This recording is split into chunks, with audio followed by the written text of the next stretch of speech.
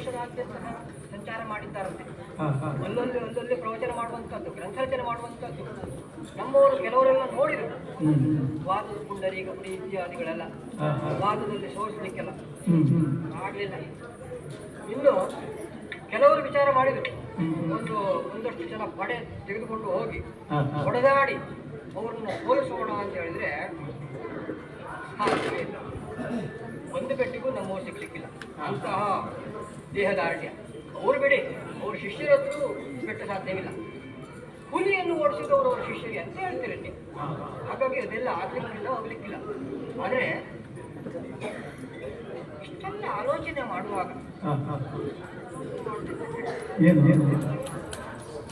ಗ್ರಂಥವನ್ನು ರಚನೆ ಮಾಡಿಕೊಂಡು ನನ್ನ ತಮ್ಮನ ಹತ್ರ ಕೊಡುವಂತ, ಆ ತಮ್ಮನಿಗೆ ಆ ಗ್ರಂಥದಲ್ಲಿರುವಂಥ ವಿಷಯ ಎಲ್ಲ ತಿಳಿದಿದೆ. ನನ್ನ ತಮ್ಮನು ಬುದ್ಧಿ ತೆಗೆ ಹಾಕಿದವ ಅಲ್ಲ,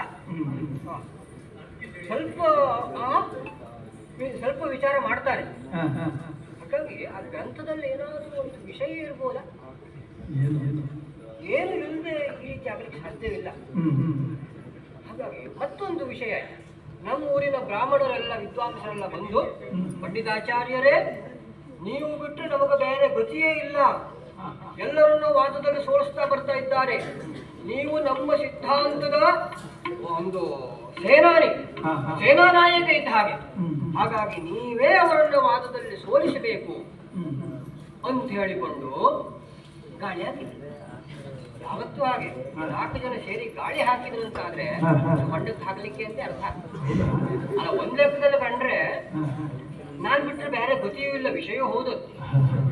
ಹಾಗಾಗಿ ಏನೇ ಆಗಲಿ ವಾದದಲ್ಲಿ ಅವರನ್ನು ಸೋಲಿಸಿ ಆ ಆನಂದ ತೀರ್ಥರ ಮತವನ್ನು ಮಣ್ಣು ಪಾಲು ಮಾಡಿ ಧೂಳೀಪಟ ಮಾಡಿ ಅಂತ ಒಬ್ಬರ ಆಚಾರ್ಯರು ಹುಟ್ಟೇ ಇರಲಿಲ್ಲ ಎನ್ನುವಂತಹ ರೀತಿಯಲ್ಲಿ ಮಾಡ್ತೇನೆ ಅಂತ ಹೇಳ್ಕೊಂಡು ನಮ್ಮವರಿಗೆಲ್ಲ ಆಶ್ವಾಸನೆಯನ್ನು ಕೊಟ್ಟಿದ್ದೇನೆ.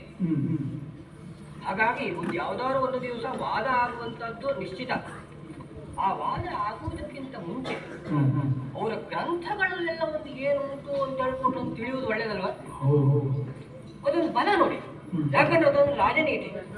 ಬುದ್ಧಿವಂತರಾದಂತಹ ರಾಜನೊಬ್ಬ ಶತ್ರು ರಾಜ್ಯಕ್ಕೆ ಆಕ್ರಮಣ ಮಾಡುವುದಕ್ಕಿಂತ ಮುಂಚೆ ಅವನ ಸೇನಾಬಲ ಎಷ್ಟಿದೆ, ಅವನಲ್ಲಿ ಎಷ್ಟು ಆನೆಗಳಿವೆ, ಎಷ್ಟು ಕುದುರೆಗಳಿವೆ, ಎಷ್ಟು ಜನ ಸೈನಿಕರಿದ್ದಾರೆ, ಗಡಿಯಲ್ಲಿ ಹೋಗುವುದಕ್ಕೆ ಕಡಿಗಳೆಷ್ಟಿವೆ, ಅವರ ಸಾಮರ್ಥ್ಯವೇನು, ದೌರ್ಬಲ್ಯವೇನು ಇತ್ಯಾದಿ ಎಲ್ಲ ತಿಳಿದುಕೊಂಡು ಸೂಕ್ತ ಸಮಯದಲ್ಲಿ ಆಕ್ರಮಣ ಮಾಡ್ತಾರೆ. ಹೊರತು ಬುದ್ಧಿವಂತನಾದವನು ರಟ್ಟೆ ಗಟ್ಟಿ ಉಂಟಂತೆ ಹೇಳಿಕೊಂಡು ಸೀದಾ ಹೋಗಿ ನುಗ್ಗುವುದಿಲ್ಲ. ಅದೇ ರಾಜನೀತಿಯನ್ನು ಈ ವಾದ ಯುದ್ಧದಲ್ಲೂ ಪ್ರಯೋಗ ಮಾಡಬೇಕಂತಿದ್ದೇನೆ. ಹೇಗೂ ನಮ್ಗೆ ಹೆಚ್ಚು ಕಷ್ಟ ಇಲ್ಲ ಸ್ವಾಮಿ. ಒಂದ್ ಲೆಕ್ಕದಲ್ಲಿ ಕೇಳಿದ್ರೆ ನಮ್ಮ ಗ್ರಂಥಪಾಲಕ ಆದ ನಮ್ಮ ತಮ್ಮ ಒಳ್ಳೆದಾಯ್ತು. ಈ ಉದ್ದೇಶಕ್ಕೆ ಗ್ರಂಥಗಳೆಲ್ಲ ಗ್ರಂಥದ ಕಥೆ ಕೇಳ್ತೀರಿಯ, ಒಂದ್ಸತಿ ಗ್ರಂಥಗಳೆಲ್ಲ ಕಳೆದೋಯ್ತು, ನಮ್ಗೆ ಭಾರಿ ಖುಷಿ ಆಯ್ತು. ಆದ್ರೆ ಏನು ಗ್ರಾಚಾರವೇನೋ ಆ ಜಯಸಿಂಹರಾಜ ಹುಡುಕಿ ಬಿಟ್ಟ. ಒಳ್ಳೆ ರಾಜ, ಅವನ ಪುಣ್ಯ ಎಲ್ಲ ಇದರಲ್ಲಿ ಹೋಯ್ತಾ ಇರ್ಲಿ, ಮತ್ತು ಪುನಃ ಆ ಗ್ರಂಥಗಳೆಲ್ಲ ಬಂದು ನಮ್ಮ ಮನೆಯ ಅಟ್ಟದಲ್ಲಿ ಪೂಜಿವೆ. ಹಾಗಾಗಿ ಮುಂದೆ ವಾದದ ಬಗ್ಗಾಗಿ ಸಿದ್ಧತೆಗಾಗಿ ಅವರ ಗ್ರಂಥಗಳನ್ನು ಓದ್ಬೇಕು. ಹಾಗೆ ಓದ್ಲಿಕ್ಕೂ ಉಪಾಯ ಉಂಟ ಸ್ವಾಮಿ. ನಾನೇನಾದ್ರೂ ಹಗಲು ಹೊತ್ತಿನಲ್ಲಿ ಓದ್ಲಿಕ್ಕೆ ಆರಂಭ ಮಾಡಿದ್ರೆ ನನ್ನ ತಮ್ಮ ಬರ್ತಾರೆ ಬಂದುಕೊಂಡು, ಕಡೆಗೂ ಒಳ್ಳೆ ಬುದ್ಧಿ ಬಂತ ಆಗಲಿ ಮುಂದೆ ತಿಳ್ಕೊಂಡು ನನ್ನ ಹತ್ರ ಮಾಡ್ತಾರೆ. ಅದಕ್ಕೆ ಎಲ್ಲರೂ ಮಲಗಿರುವ ಸಮಯ ನೋಡಿಕೊಂಡು ನಿತ್ಯವೂ ಸ್ವಲ್ಪ ಸ್ವಲ್ಪ ಸ್ವಲ್ಪ ಸ್ವಲ್ಪ ಸ್ವಲ್ಪ ಸ್ವಲ್ಪ ಸ್ವಲ್ಪ ಸ್ವಲ್ಪ ಆ ಸರ್ವಮೂಲ ಗ್ರಂಥಗಳನ್ನು ಅಧ್ಯಯನ ನಡೆಸಿ ಅದರಲ್ಲಿರುವಂತಹ ಮತಿದಾರ್ಥವನ್ನು ಗ್ರಹಣ ಮಾಡಿಕೊಂಡು ವಾದದಲ್ಲಿ ಮುಂದುವರಿಬೇಕೆನ್ನುವಂತಹ ಸಂಕಲ್ಪವನ್ನು ಮಾಡಿದ್ದೇನೆ. ಹಾಗಾಗಿ ಮಾತಾಡ್ತಾ ಮಾತಾಡ್ತಾ ಕತ್ಲೆ ಆಯ್ತಲ್ಲ, ಹಾಗಾಗಿ ಶುಭಸ್ಯ ಶೀಘ್ರಂ ಅಂತ ಹೇಳ್ಕೊಂಡು ಮಾತುಂಟು. ಇವತ್ತಿನಿಂದಲೇ ಆರಂಭ ಮಾಡ್ತೇನೆ, ಒಂದು ದಿವಸಕ್ಕೆ ಮುಗಿಲಿಕ್ಕಿಲ್ಲ, ಸ್ವಲ್ಪ ಸ್ವಲ್ಪ ಓದೋಣ ಅಷ್ಟೇ. ಹಾಗಾಗಿ ನೇರವಾಗಿ ನಮ್ಮ ಮನೆಯ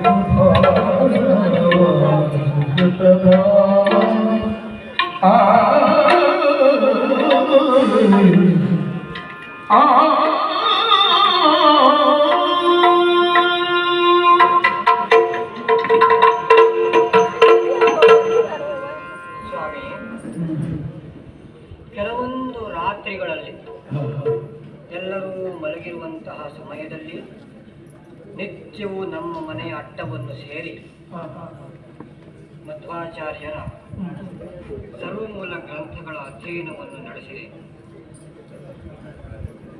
ಅಧ್ಯಯನ ನಡೆಸಿದ ನಂತರ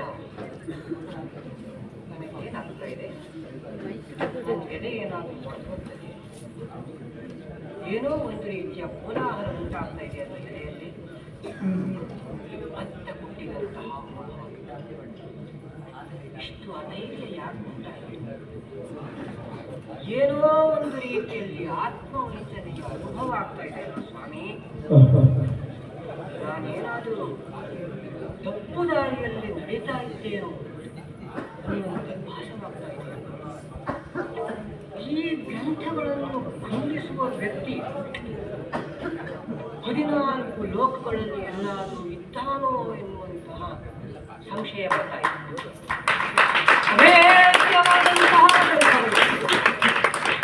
ಒಂದೊಂದು ಯುಕ್ತಿಯು ವಜ್ರದಂತೆ ಕಠಿಣ.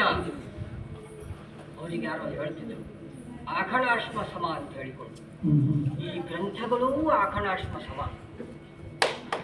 1000 ಜನ ಪಂಡಿತರು ಏಕಕಾಲದಲ್ಲಿ ಸೇರಿದರೂ ಸಹ ಈ ಸರ್ವಮೂಲ ಗ್ರಂಥಗಳನ್ನು ಖಂಡಿಸಲಿಕ್ಕೆ ಸಾಧ್ಯವಿಲ್ಲವೇನೋ ಎನ್ನುವಂತಹ ಒಂದು ಅಭಿಪ್ರಾಯ ಹೃದಯದಲ್ಲಿ ಬರ್ತಾ ಇದೆ. ಏನು ಬಿಡ್ಲಿಕ್ಕುಂಟೆ? ನಮ್ಮವರಿಗೆಲ್ಲ ನಾನು ಮಾತು ಕೊಟ್ಟು ಬಂದಿದ್ದೇನೆ. ನಂಬಿದವರಿಗೆ ಕೊಟ್ಟಂತಹ ಮಾತು ದೊಡ್ಡದಲ್ವೇ ಸ್ವಾಮಿ? ನಂಬಿದವರ ಕುತ್ತಿಗೆಯನ್ನು ಹಿಸಿದಂತೆ ಆಗುವುದಿಲ್ಲವೇ? ನಾನು ಈ ಕರ್ತವ್ಯದಿಂದ ಹಿಮ್ಮೆಟ್ಟಿದೆ ಅಂತಾದ್ರೆ ಅದರಿಂದಾಗಲಿ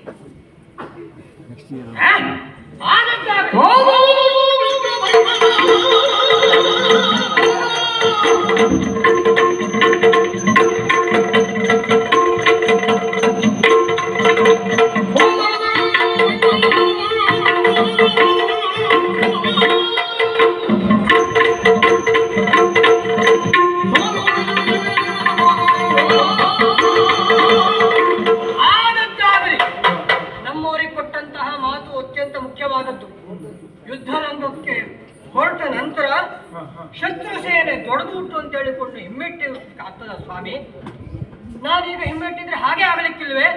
ಹಾಗಾಗಿ ಏನೇ ಆಗಲಿ ಎಲ್ಲವನ್ನು ಈಶ್ವರ ಇಚ್ಛೆ ಅಂತ ಹೇಳಿಕೊಂಡು ತೀರ್ಮಾನ ಮಾಡಿಕೊಂಡು ವಿಷ್ಣುಮಂಗಲ ದೇವಸ್ಥಾನದಲ್ಲಿ ವಾದಕ್ಕೆ ಸಿದ್ಧತೆ ನಡೆಸಿ ಮಧ್ವಾಚಾರ್ಯರನ್ನು ಕರೆಸಿ ಅಂತ ಹೇಳಿಕೊಂಡು ಹೇಳಿದ್ದೇನೆ. ಹಾಗಾಗಿ ಇನ್ನು ತಡ ಮಾಡುವುದಿಲ್ಲ. ಧೈರ್ಯ ಇದ್ದಂತಹ ಧೈರ್ಯ ಎಲ್ಲ ಒಟ್ಟು ಕೂಡಿಸಿಕೊಂಡು ನಮ್ಮ ಪ್ರಾಚೀನ ಗ್ರಂಥಗಳನ್ನೆಲ್ಲ ಇನ್ನೊಮ್ಮೆ ಪುನಃ ಅವಲೋಕನ ನಡೆಸಿಕೊಂಡು ಈ ಗ್ರಂಥಗಳನ್ನು ಖಂಡಿಸಿ ಅವರನ್ನು ಸೋಲಿಸಿ ಅವರ ಸಿದ್ಧಾಂತವನ್ನು ಇಲ್ಲ ಅಂತ ಅನ್ನಿಸಿ ನಮ್ಮವರಿಗೆಲ್ಲ ಒಂದು ಕ್ಷೇಮವನ್ನು ಕೊಡುವಂತಹ ಪ್ರಯತ್ನದಲ್ಲಿ ಮುಂದುವರಿಯುತ್ತೇವೆ.